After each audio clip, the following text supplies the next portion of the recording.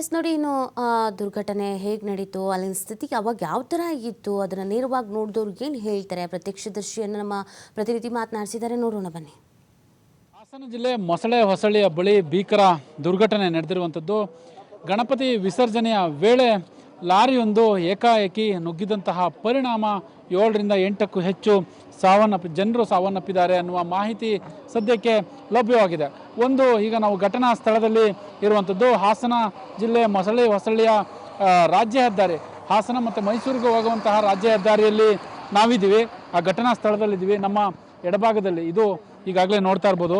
ಅಂದರೆ ಯಾವೆಲ್ಲ ರೀತಿಯ ಒಂದು ಭೀಕರತೆಗೆ ಸಾಕ್ಷಿಯಾಗಿರ್ತಕ್ಕಂಥದ್ದು. ಈ ಸರಳಿಗಳು ಏನಿದೆ, ಕಬ್ಬಿಣದ ಸರಳಿದೆಯಲ್ಲ, ಈ ಸರಳನ್ನು ವೇಗವಾಗಿ ನುಗ್ಗಿಕೊಂಡು ಬಂದಂತಹ ಆ ಟ್ರಕ್ ಅಂದರೆ ಆ ಲಾರಿ ಏನಿದೆ, ಆ ಲಾರಿ ನುಗ್ಗಿ ಇಲ್ಲಿ ಸಾಕಷ್ಟು ಒಂದು ರೀತಿ ಸಾವನ್ನಪ್ಪಿರುವಂತಹ ಘಟನೆ ನಡೆದಿದೆ.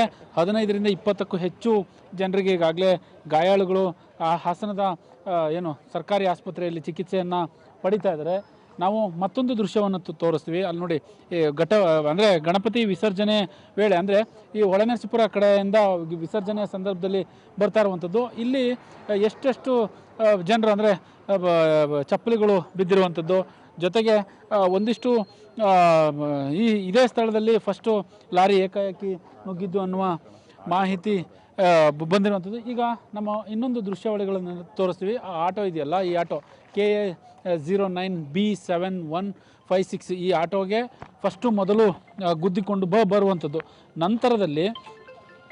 ನಂತರದಲ್ಲಿ ಆಮೇಲೆ ಇಲ್ಲಿ ನೋಡಿ, ಆ ದೃಶ್ಯವನ್ನು ಸಂಪೂರ್ಣವಾಗಿ ನೋಡ್ತಾ ಇದ್ದೀವಿ. ಮೊದಲು ಆಟೋಗೆ ಗುದ್ದುತ್ತೆ, ಈ ಲಾರಿ ಏನಿದೆ ಆ ಲಾರಿ ಆಟೋಗೆ ಗುದ್ದುತ್ತೆ.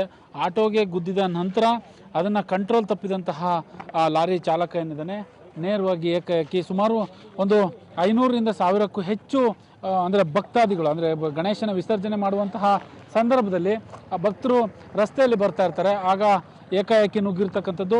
ನಾವು ಒಂದು ವಿಡಿಯೋ ನೋಡ್ತಾ ಇದ್ದೋ, ಆ ವಿಡಿಯೋ ನೋಡಿದರೆ ನಿಜವಾಗ್ಲೂ ಎದೆ ಜೆಲ್ ಅನ್ನುತ್ತೆ. ಬಲಭಾಗದಿಂದ ಬರ್ತಿದ್ದಂತಹ ಲಾರಿ ಏಕಾಏಕಿ ನುಗ್ಗುವಂಥ ಸಂದರ್ಭದಲ್ಲಿ ಸ್ಥಳದಲ್ಲಿ ಒಂದು 3-4 ಜನ ಸಾವನ್ನಪ್ತಾರೆ. ನಂತರ ಆಸ್ಪತ್ರೆಗೆ ಹೋಗುವಂಥ ಸಂದರ್ಭದಲ್ಲಿ ಮತ್ತೊಂದು 2-3 ಜನ ಸಾವನ್ನಪ್ಪಿರುವಂಥದ್ದು. ಈಗ ನೋಡಿ, ಈತನೇ ಚಾಲಕನಾಗಿದ್ದ, ಈತನೇ ಈ ಟ್ರಕ್ಕನ್ನು ಓಡಿಸ್ತಾ ಇದ್ದಿದ್ದು. ಸದ್ಯ ಈತ ಎಲ್ಲಿದ್ದಾನೆ ಏನು ಅನ್ನೋದ್ರ ಬಗ್ಗೆ ಮಾಹಿತಿ ಸಿಗ್ತಾ ಇಲ್ಲ. ಈತನಿಗೂ ಗಾಯ ಆಗಿದೆ ಅಂತ ಹೇಳ್ತಾ ಇದ್ದಾರೆ. ಅದು ಏನು ಕತೆ ಅನ್ನೋದ್ರ ಬಗ್ಗೆ ಮಾಹಿತಿ ಸಿಗಬೇಕಾಗಿದೆ. ಯಾಕಂದರೆ ಜನರನ್ನೇ ಕಂಟ್ರೋಲ್ ಮಾಡೋದಕ್ಕೆ ಕಷ್ಟ ಆಯಿತು. ಒಮ್ಮೆಲೆ ಎಲ್ಲರೂ ಸಾಕಷ್ಟು ರೀತಿಯಾದಂಥ ಆಕ್ರೋಶವನ್ನು ವ್ಯಕ್ತಪಡಿಸಿದ್ರು. ಸೊ ಹಾಗಾಗಿ ಆತನನ್ನು ಹಾಸ್ಪಿಟ್ಲಿಗೆ ಅಡ್ಮಿಟ್ ಮಾಡಿದ್ದಾರೆ ಅಂತ ಹೇಳ್ತಾ ಇದ್ರು. ಹಾಸನ ಜಿಲ್ಲಾಸ್ಪತ್ರೆಯಲ್ಲಿ ಈತ ಇಲ್ಲ ಅನ್ನೋದ್ರ ಬಗ್ಗೆ ಮಾಹಿತಿ ನೀಡಲಾಗ್ತಾ ಇತ್ತು. ಹಾಗಾಗಿ ಆತ ಎಲ್ಲಿದ್ದಾನೆ ಏನು ಅನ್ನೋದ್ರ ಬಗ್ಗೆ ಮಾಹಿತಿ ಇಲ್ಲ. ನೀವು ಗಮನಿಸ್ತಾ ಇರಬಹುದು, ಇವರೆಲ್ಲರೂ ಕೂಡ ಈ ಒಂದು ದುರ್ಘಟನೆಯಲ್ಲಿ ಮೃತಪಟ್ಟಂಥ ಯುವಕರು, ಇಂಜಿನಿಯರಿಂಗ್ ಮಾಡ್ತಾ ಇದ್ದವರು, ಕಾಲೇಜಿಗೆ ಹೋಗ್ತಾ ಇದ್ದವರು, 17 ವರ್ಷ, 16 ವರ್ಷ, 18 ವರ್ಷ ಈ ಪ್ರಾಯದ ಯುವಕರುಗಳು ಎಲ್ಲರೂ ಕೂಡ ನಾವು ಈ ಕಾರ್ಯಕ್ರಮದಲ್ಲಿ ಭಾಗಿಯಾಗಬೇಕು ಅನ್ನುವಂಥ ಹಿನ್ನೆಲೆಯಲ್ಲಿ ಆಗಮಿಸಿದ್ರು. ಪಾಪ ನೋಡಿ, ಎಂಥ ಚಿಕ್ಕ ವಯಸ್ಸಿನಲ್ಲಿ ದುರಂತ ಸಂಭವಿಸಿದೆ ಅಂತ. ಅದು ತಾವೇನು ಮಾಡದೆ ಇರುವಂಥ ತಪ್ಪಿಗೆ ಜೀವ ಕಳ್ಕೊಳ್ಳುವಂಥ ಪರಿಸ್ಥಿತಿ.